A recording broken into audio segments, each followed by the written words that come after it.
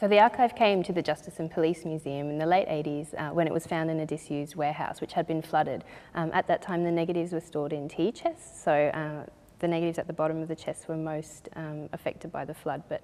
So they needed to be dried out and they were brought to the Justice and Police Museum where they were laid out in all the courtrooms because it was before the museum was open to the public.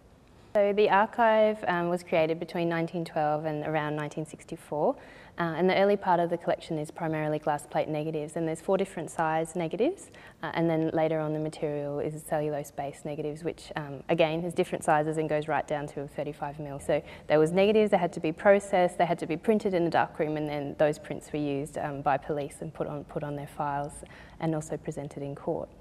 So the negative archive is actually the archive from the photographers, and they just went out and they recorded the scene and documented the scene and they produced prints, but they were not necessarily responsible for completing all the case files or the full investigation. So we have these negatives and there's no index or overarching kind of information about what's in the archive. So all we have left to go on is just the notes and little words and information that has been left behind by detectives. And oftentimes that can be, as simple as car accident on Abercrombie Street or just a number. And we're really looking to what's in the image to find out what happened and to go and then do further research.